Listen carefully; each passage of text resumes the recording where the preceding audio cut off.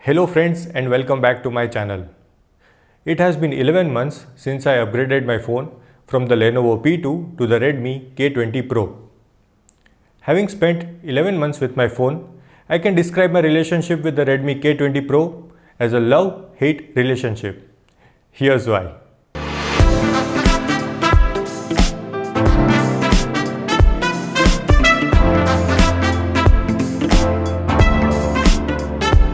The variant that I have is the 6GB RAM and the 128GB storage variant. When I bought it in March last year, it was retailing at 29,000 rupees. There was a discount of 4,000 rupees on Flipkart and I got a 5,450 rupees exchange value on my 3-year-old Lenovo P2. I paid just shy of 19,000 rupees and got a phone with the Snapdragon 855. That is an insane value for money, and that is what I love about the Redmi K20 Pro. Now in my opinion, and the tech community would agree with me, that this phone should have been the Poco F2, the deserving successor to the Poco F1. But Xiaomi somehow decided that they should launch a K series phone, and they should launch this phone as the K20 Pro, even though there is no K10 or K10 Pro. And on top of that, Xiaomi launched the K30 Pro and Poco their F2 Pro merely days apart with the same specs. And this is what I hate about the K20 Pro. Xiaomi should have kept it simple and this should have been the Poco F2 Pro. As much as I hate the naming of this phone, there is no denying the fact that the Redmi K20 Pro packs a punch when it comes to hardware. The K20 Pro has a 6.39-inch Full HD HDR10 Super AMOLED display, a Snapdragon 855 processor, 6 or 8 GB of RAM, and 128 or 256 GB of UFS 2.1 storage. It also has a 4000 mAh battery with 27 watt fast charging and a fast charger in the box, and a headphone jack. I just love how the K20 Pro crams in everything it can at this price point. But what I hate is the software experience. Out of the box, the K20 twins come with bloatware such as Poco Launcher, Mi Pay, Mi Browser, Mi Video, Mi Music, Mi Security and Get Apps. These apps can be uninstalled but not before messing with ADB or Java tools before you can uninstall or disable them. Then there is also an issue of redundant apps. Why do I need an additional calendar and a calculator app when they are already built into Android? Even if I look past these problems, the base MIUI has its own set of quirks.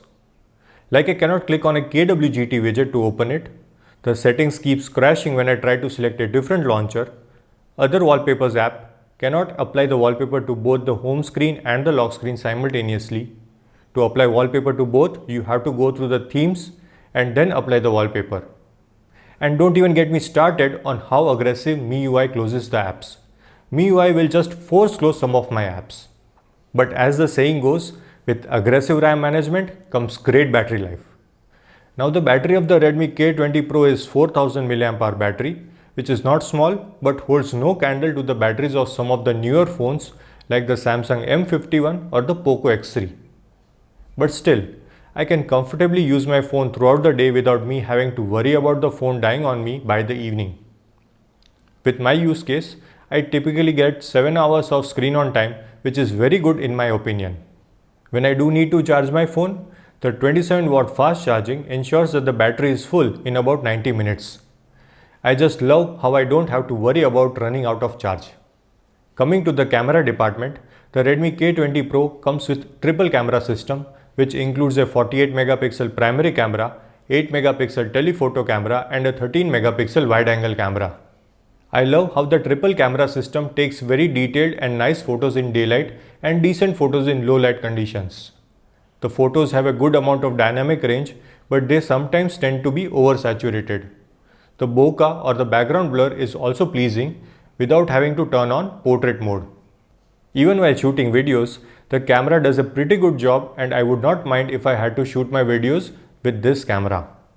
Overall, I am very happy with the set of cameras on the back of this phone. Coming to the front camera, the Redmi K20 Pro has a great party trick up its sleeve, the motorized camera.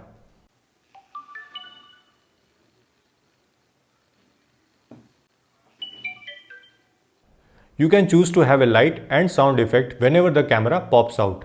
and people notice it when you use the front camera. It is such an attention grabber. I was a bit skeptical about the mechanism of the front camera, but so far it has been working flawlessly. It also gives the front of the phone a nice clean look because there is no need for a notch or a cutout. But the good things just end here. I absolutely hate the quality of photos that this phone shoots with the front camera. The photos are too warm and the details are just not there. It is probably the worst thing about this phone. So what will make this phone better? Probably a custom ROM would solve some of the problems that I am facing with the software, and I have been thinking about custom ROMs on this phone from the very beginning. But the thing about custom ROMs is that even they are not perfect. They will have their own set of problems, and since this is my only phone, all my banking apps are on this phone and I do not want to run into trouble getting the banking apps to work with custom ROMs. So I have been putting it off. But I may just do it, we will see. So those are all the things that I love and hate about the Redmi K20 Pro. Please let me know your experience about the Redmi K20 Pro if you are using one in the comment section below.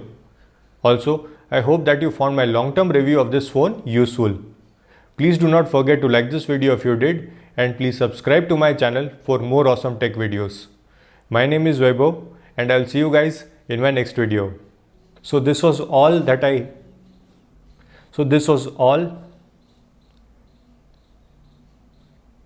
is it for all the things that I hope that you found my long-term review of the phone useful. Please let me know your experience with the Redmi K20 Pro if you are using one in the comment section below.